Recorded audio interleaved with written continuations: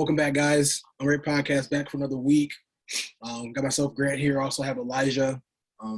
We got on slate today. We're going to do quite a bit of talk around NFL. Just kind of chat about our takeaways from week 2, what we liked, things we didn't like.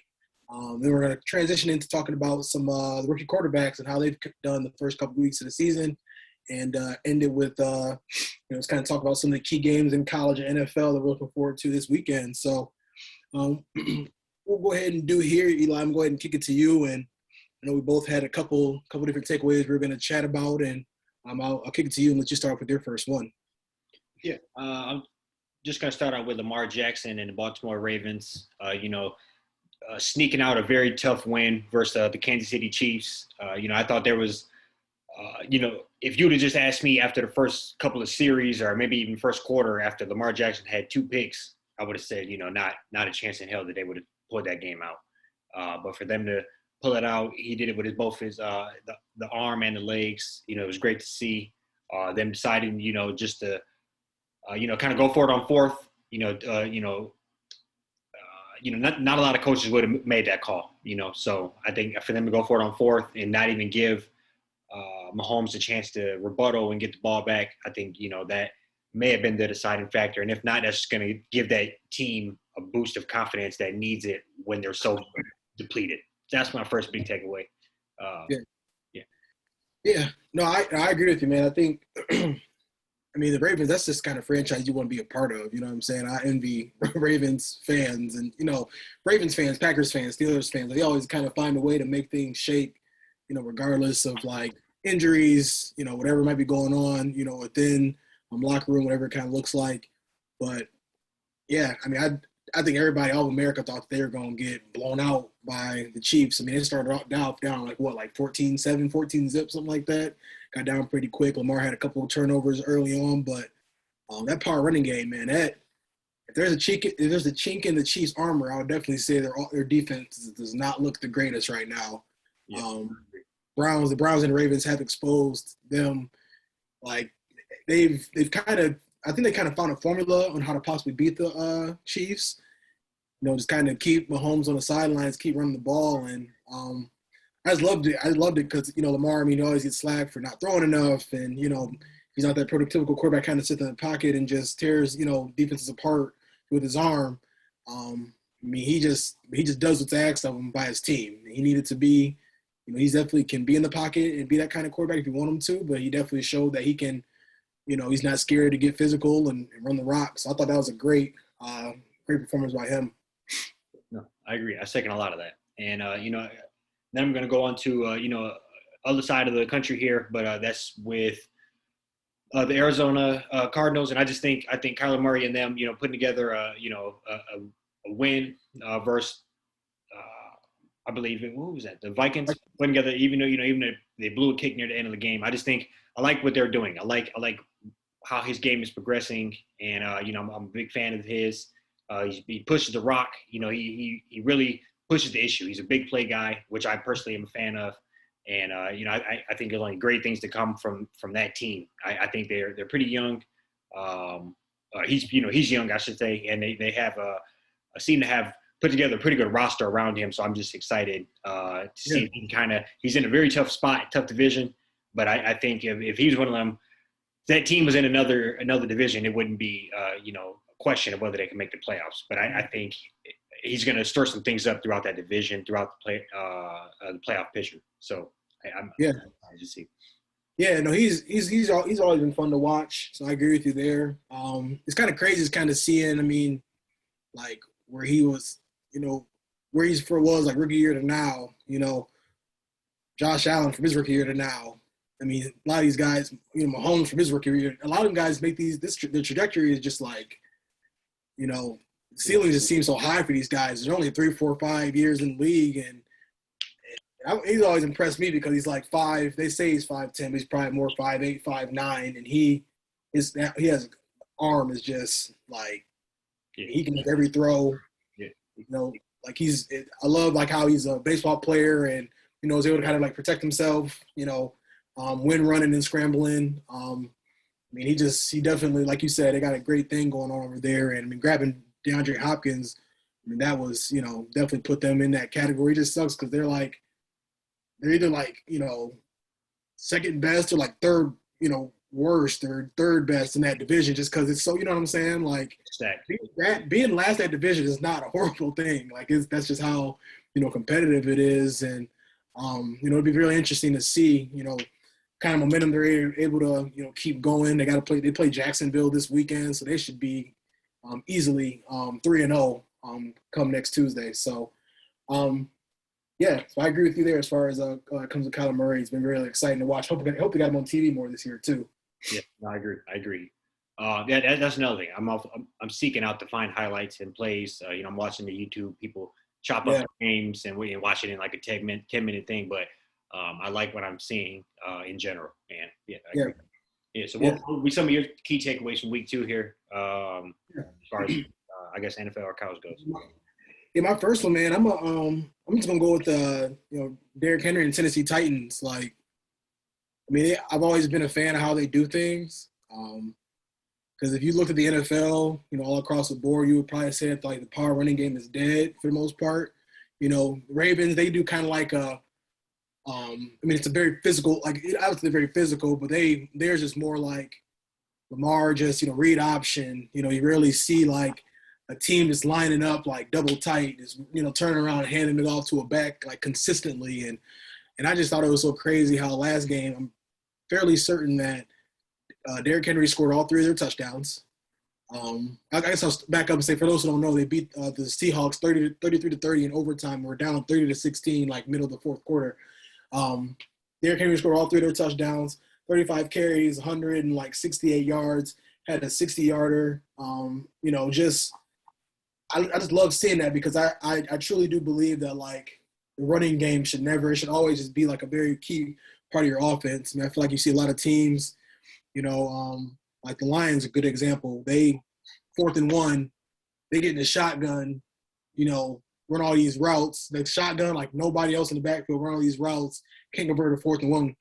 But then you'll see a team you got Tom Brady. He'll do a QB sneak, short yardage. You know what I mean? Just I think if you're not able to establish the run, it makes those types of small, short yardage, very important downs so much more harder to attain because defenses know you're not going to be able to line up and, run the ball. It kind of tells your team, you're not confident in the O-line in order to get a yard or 2. And I just love how they are just so they'll run them on 2nd and 10. They run them on 3rd and 5, 3rd and 6 because they know this 4th and 1, we give them the rock. So I just thought it was impressive to see them win the way they did in this pass-happy league nowadays. No, I agree. I do. I think Derrick Henry is, he's clearly no joke. And I think, he probably can't sustain 35 carries a game or anywhere near that, especially this late into his career. But I think he's going to always give you those special games for the foreseeable future here. And it is good refreshing. And it just to kind of more so touch on what you're saying as far as the run game kind of leaving the game, it does always have to be there because it's a staple of, like you said, short yardage, establishing line of scrimmage dominance, controlling the ball. You just said earlier that teams are finding a way to keep one of the best quarterbacks on the game off the field, and that's by just merely running the ball and keeping it as long as you can to play keep away. Yeah. And I think that certain teams won't even be able to do that if you're such a pass-happy team. Right. So I think, so that's kind of interesting thing to see how that's going to play out as well. But I do think it has to stay around, and it is refreshing to see that. And I wonder if he can get, how long can he do this? How long can you completely just brutalize people? But it's kind of. Yeah. What's so crazy about it is he's 6'4", 250. So it's right. I know obviously we don't want him on that team with those 2 receivers they got. He should be 20 to 22 carries a game. You know what I'm saying? Get him maybe on a couple weeks. You want to get him 15 and y'all, they beating down somebody early, so you don't need to really run them like that. But 35 carries like that, I feel like I ain't seen that from really anybody else. He'll do that every 2 or 3 years, but that's crazy. He has 1,234 career carries, for 6,100 yards. I was just looking to see how many he had, but yeah. That's crazy. Yeah, no, and what, 2,000 of that came in the season. So. And it's like, and I mean, he'll give you 3 or 4 like 60+ yarders a season. Like it's crazy that to kind of see. Yeah, I just wouldn't want to see him in a hole. That's kind of nuts. Just watching him just run how he does. But yeah, that was that was my first takeaway. And then my second one, I think Tua was done in Miami. Like, sad to say it. I mean, he's already kind of had the injury issues. Just to kind of, with the hip in college, ankle issues in college. I mean, they always say, I feel like I've heard it, quite a bit over the last couple of weeks, is like the best ability is availability. You just watching how, I mean, he just can't stay healthy. And obviously injuries are part of the game and you can't control, what happens. And I saw the play. He literally got blindsided, like didn't see the guy coming at all. So it's just shitty timing. But I just feel like, they're tomorrow they want to get Deshaun Watson. Who knows what's going to happen? Just, obviously he's got some legal issues he's dealing with right now. And then this league, I mean, they just want to, win now. I mean, I wouldn't be surprised if they've done a pretty good job of creating a nice team there. Solid receivers, solid O-line, defense is like top 5, top 10. They got a really good team. They're like 10-6 last year. I mean, I would be surprised if they were just like, all right, like who can we trade Tua to, to trade up in the draft, try to, grab somebody else and just even keep it moving, or see, like I said earlier, see what Deshaun got going on. But I do kind of feel like maybe another year, but clock is definitely like running. Like time is running out for sure. Yeah, no, I agree with you. I do. I think you brought it up a couple weeks ago. Release wanted to tell me that he wasn't voted as a captain of the team. Yeah. I think that's very telling. Every quarterback is generally speaking a captain of the squad. This is like his second or third year on the team. So, I think all those are signs in the bad direction. If you're a fan of his or if you're him, that's not good signs. So I definitely agree with you on that. And I think if he missed most of his rookie year, or a lot of his, a good chunk of his rookie year with an injury, missed the last handful of college games with an injury, and so I just think they could look at that and say, he's always going to get busted up and hurt, and when he's playing, he's not phenomenal. So I do think they're probably shed him, get rid of him, and it's going to be sad because he was I think he was the 6th pick in the draft a couple years ago, and he's going to get traded for like, a 3rd round pick. And so that's just the way the NFL is. They take you in and chew you up and spit you out. Yeah. But it's tough, but he'll probably land somewhere. I do think he has a good skill set. It is always tough to say what players from like Alabama would do, especially quarterbacks, because they're so loaded on defense, loaded on across the board on offense, stud receivers, people like Derrick Henry in the backfield. So it's tough to kind of measure what your talent level is. But I think it might be, like you said, like you might be correct. Close to that time for sure. It's just, I don't know. I mean, I think you just said it. It's quarterbacks from Bama. They don't really do that well. I do feel like Jalen Hurts gonna be okay, just because he can run. He can run. Bigger guy. Tua's like 6'2", 6'1", like 180, 190. Can't really run that well. I don't know. Just got an arm on him for sure, but like, he just don't really bring much else to the table to kind of be like, all right, like maybe we should be a little more patient. You know what I'm saying? Like he's kind of just fits in that, that mold of, just, I don't know, just undersized guy, not super athletic. I think he's a good player. I just feel like he's kind of, he just looked a lot better at Bama because of who he was throwing to and who he was being blocked and who was blocking for him. So, no, I agree. But yeah, I think we'll make the transition here. Just want to talk about this year's rookie class. Got quite a few quite a few of them starting. So we want to kind of see what you thought, as far as like the games, the first couple weeks, what you think. I mean, obviously there are there's not really a ton of surprises. I thought Lawrence, me personally, I thought he would have played a little bit better than he's been playing, but that team is also just horrible. So I'm trying to kind of keep that in mind too. Zach Wilson, he was seeing ghosts last Sunday. And Mac, they just coddling him. Like, they're not letting him, Yeah. He's not putting him in a situation to lose, but they're also making sure you don't, set him up for failure either. So what do you think about what you've seen so far? Yeah, no, I think I would say the Mac Jones situation is different because I think, like you said, they had a unique situation last year with a lot of players missing and depleted on offense, and then they spent a lot of money this season, got a bunch of players back. So, I think they're in a unique situation anyway, and they're probably just going to keep the training wheels on. So that's a unique situation on its own. But just to start with the top of the draft, I would say Trevor Lawrence. I would have thought just being blatantly honest, I would have thought he would have be playing better. Every first pick goes into a very horrible situation. Whether it's Joe Burrow, Cam Newton, you name it. They're always going into the worst situation. So the most alarming thing to me on that is just looking at his stats. He has 4 touchdowns, 5 picks, 450 yards through 2 games, but he's only at 50% completion. And I was that's very, that's nowhere near the ballpark. You need to probably add a good 10% to that to even be, at the minimum. So the average is like 62, 63. Yeah. So that's kind of the most alarming is he's clearly either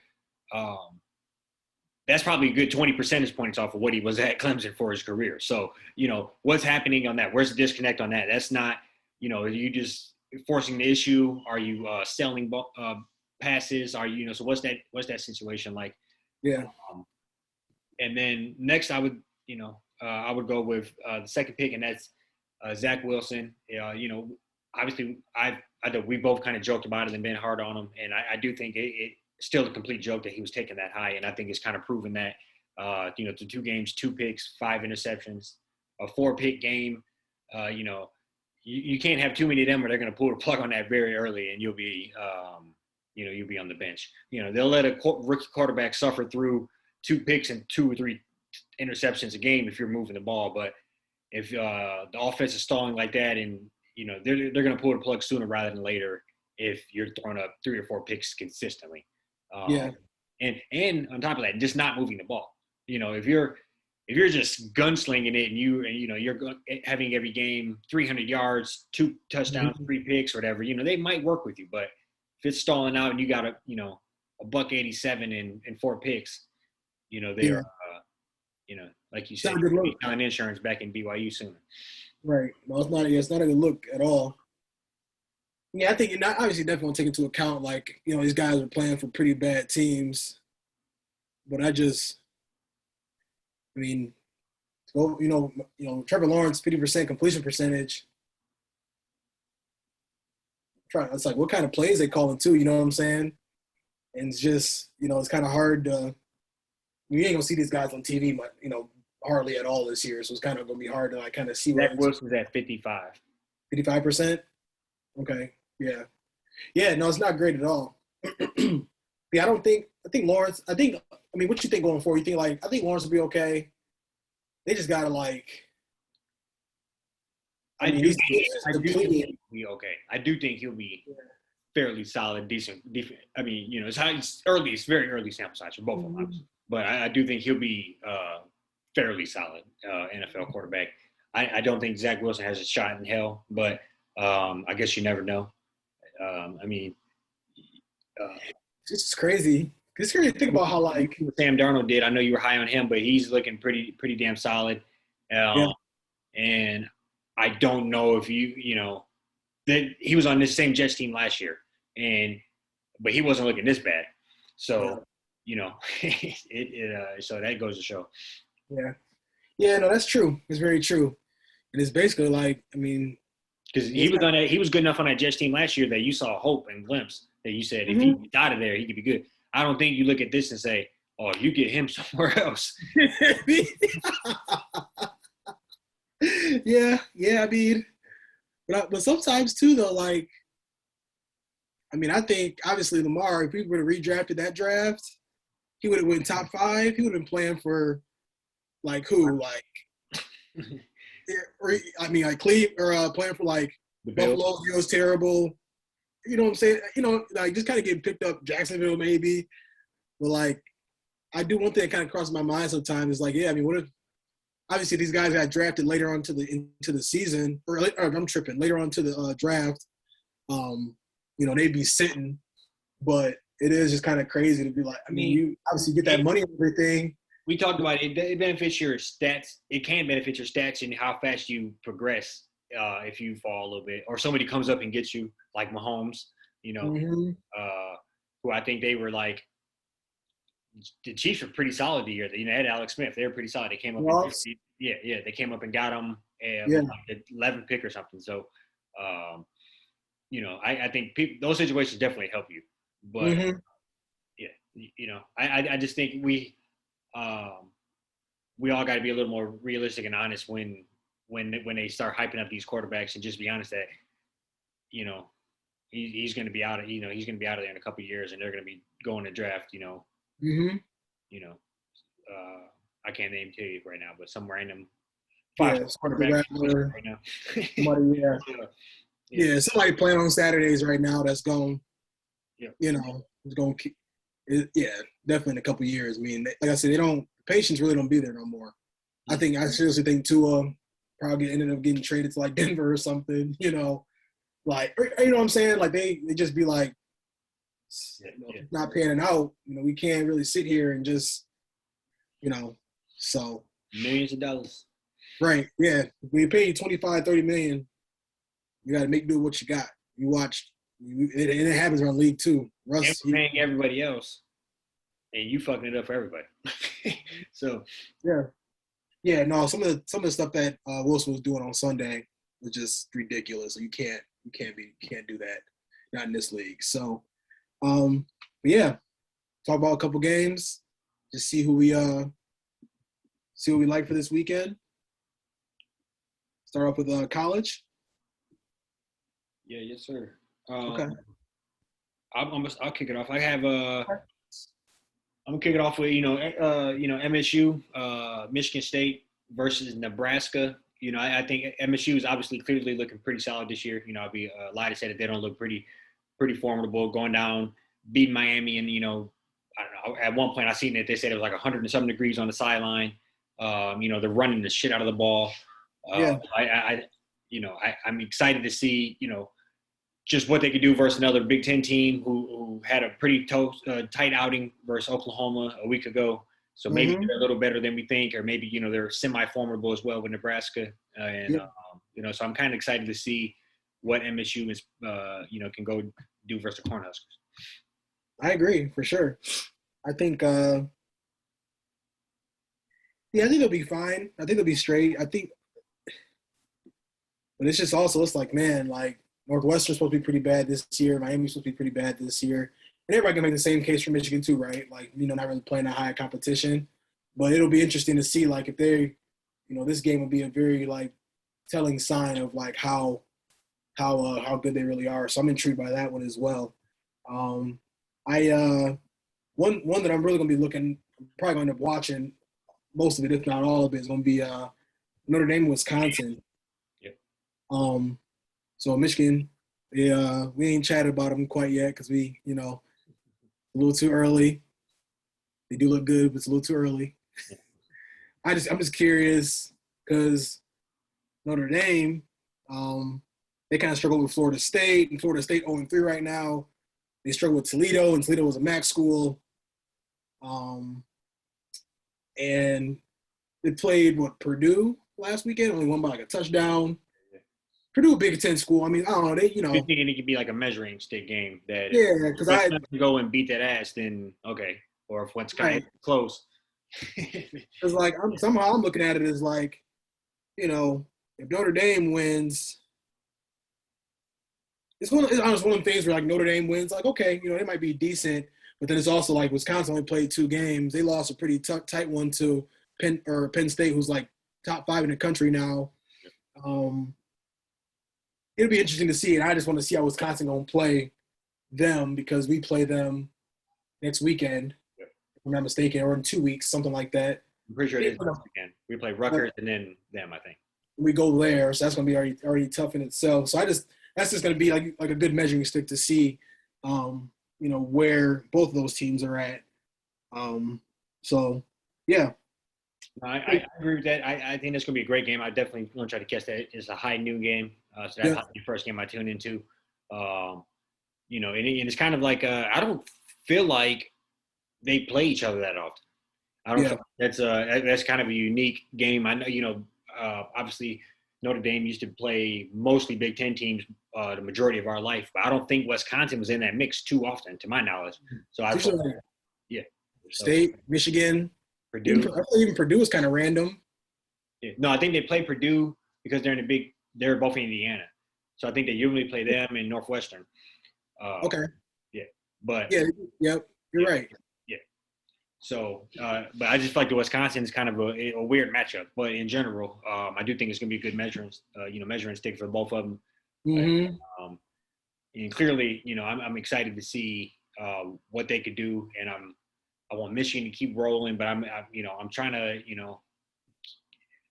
I think level head. beat Wisconsin, then I'm going, I'm blowing the roof off. But until then, I just think, keep maintain the level head. But this will give us a better insight of what Wisconsin will probably see. Right. Yeah, I agree. I also like. I mean, it's probably the biggest ranked matchup besides Notre Dame and Wisconsin. I just had it. Was it Texas A&M and Arkansas? I think Texas A&M is 7th in the country and Arkansas is 16th, and it's at Arkansas. And I mean, they just got done. They beat Texas like 40-21. And I mean, obviously Texas ain't who they used to be like 10, 15 years ago. But Arkansas also ain't they're in the SEC, but they're not. I can't tell you really the last time they've been to like SEC championship or even had a winning record lately. So they look like they might be a real deal. And yeah, Texas A&M. I think I'm a Jimbo Fisher fan. I like what he did with Jameis out of Florida State. They call him the QB whisperer, and I feel like he just signed like a 10-year deal there. They're in the SEC. He's kind of going to be the guy to kind of create that pipeline. I mean, they're the best school in Texas right now. That's true. So I feel like, he's just kind of positioning them in a way to where they can start being like that. Usually the sexy place to go would be Texas, but they kind of fumbled that bag with Mac. Was it Mac? What's the coach's name? Mac something. Mac Brown. Yeah. When I never forget when I heard that he let like RG3, Andrew Luck, Johnny Manziel, Jameis Winston, and I want to say one or two others in there. They're all from Texas. Yeah. Never went to Texas. So I think that was just like a very huge turning point in that in that side of things. But yeah, I think that Texas A&M, I mean, if they win that game, they probably be looking at, being top 5 next week and probably start kind of keeping an eye on them to see who they got to play. I'm sure they got to play Bama. I'm sure they got to play LSU, Georgia. Right. Kind of see how they hold up, against some of them. That's what they got to ultimately get through to kind of, really start to be like that SEC power school. So, yeah. No, so I'm not even gonna lie. I'm not too familiar with Texas A&M this year. I definitely watched them the last couple of years with Kellen Mond, but yeah.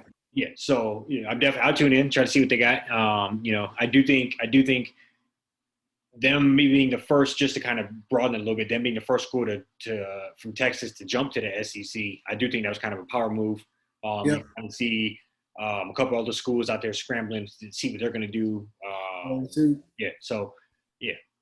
do think that was kind of a power move. Go out and jump the gun, be the first one, and kind of put your stomping ground in. And I do think, I don't know, he wasn't the coach when they had Johnny Manziel, was he? So nope. It was Oh, he's at Arizona now. Oh, yeah, Black dude. yeah. Can't think of his name. Strong, Charlie. No, Nope, I can't think of he's his at Texas. name. Yeah. But so he He kind I of was started. one if they Oh, had him there or not. But yeah, so they've definitely been in the mix where they beat Alabama before, and they've had those very like powerhouse type teams. I don't know if Johnny Manziel went to the SEC championship or not, but I know they beat Alabama that year, yeah. and they had a good run. So yeah, Yeah, had a crazy bowl. Yeah, I mean, they just like he literally, I mean, he put them in a very very good light that they hadn't been in quite a bit. So I think this is their time to shine. They can. agreed. Just kind of an interesting game that I'm kind of tuning into. Later in the night will be West Virginia and Oklahoma. I'm a fan of Spencer Rattler. I just like his game. I watched him, on the Netflix show 4 or 5 years ago when he was still in Yeah. high school. So it's kind of interesting to watch the progression of it all play out. But Mhm. Him being a Heisman favorite, potential first pick, he's kind of having a roller coaster year. He struggled out the gate, then he had a 5 touchdown game. Then he struggled again last week, Mhm. playing Nebraska, and then now they're going to play another pretty, formidable conference team or Yep. SEC. No, what are they in? Yeah, they're just playing another, top power five Big team, 12. and yeah, with so it's kind of going to be interesting, and I just want to see what he can go do. I'm tuning into that game later on. I think it's Yeah. like a 7:30 game. So. Is he? I mean, a lot of people would say he might be first overall pick next year too. So Yep. kind of interesting to see. He's the Heisman favorite, so we got to kind of. I thought they were gonna blow out Nebraska personally. So we'll see if they're able to kind of bounce back and do what we expect of them. Yeah, no, good slate of college games. I think NFL will finish up with that. Couple games I'm looking at in the NFL. At least that's going to kind of have my interest. The Packers and the 49ers. Just want to see how, Packers, I mean, they've been the talk, they've been the whole NFL offseason basically. So it'd be curious to see how they're able to bounce back, as far as just how the season's going to pan out for them. They did what they were expected of them last week. But it'll be interesting to see. I mean, the last few times they played the 49ers, it hasn't really ended too well. So them and then the Eagles and the Cowboys. I love Dak Prescott, love Jalen Hurts. I think I think that's just going to be a game. It's going to be a really good game, a lot better than people think. If I'm not mistaken, a Cowboys' first home game too. Okay. I'm sure it's going to be rocking in there.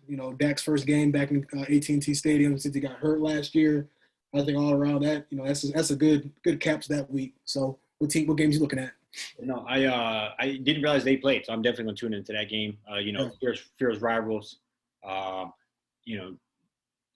I like both the quarterbacks too. Jalen Hurts is launching that bad boy. He looks pretty good, and obviously Dak. He's the man. So, I'm gonna start out with local here, and that'd be the Lions Ravens. I just hope Lamar Jackson don't baptize us too much, and we can just not get embarrassed. So Yeah. I think he's gonna come out. You're probably riding pretty high. They beat the Chiefs. They're 1-1. You come here, you're 2-1. You're rolling.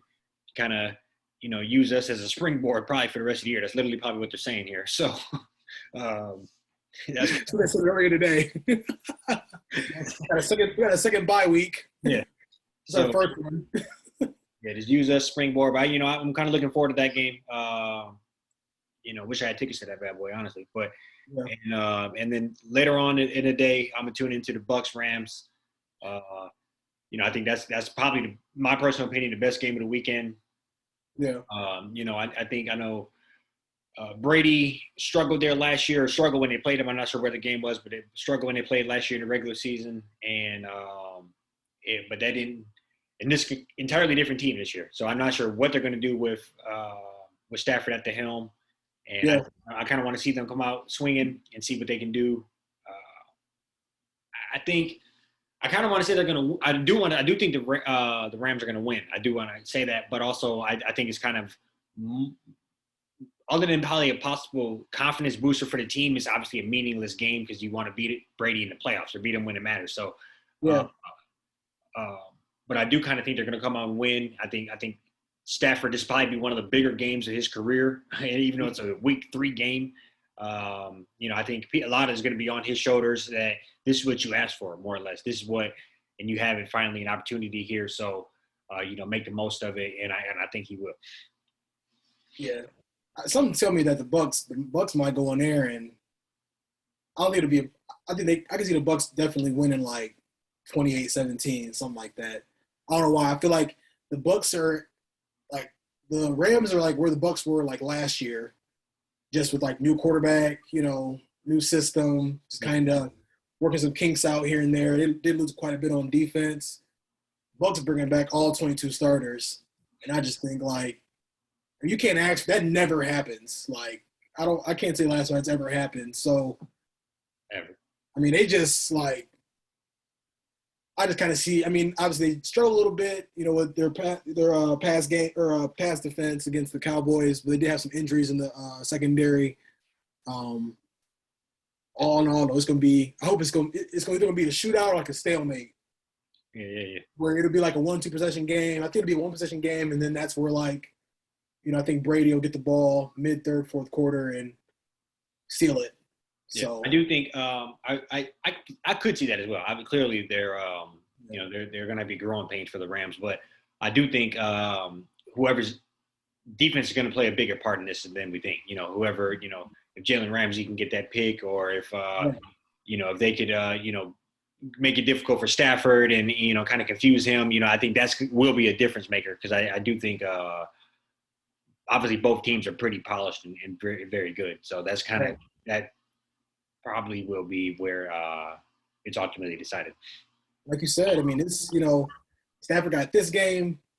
He got Seattle twice, San Fran twice, Arizona twice. Yeah. And a lot of them games going to be Sunday night, Monday night, Thursday night. You're used to it. This is this is what he asked for, and I'm rooting for him. So, yeah, we'll see how it all pans out. But you got anything else for the people, man? No, sir. Appreciate you guys tuning back in. We'll be back at it next week, next Wednesday, Thursday drop. And appreciate you tuning back in. Yep. Till next time.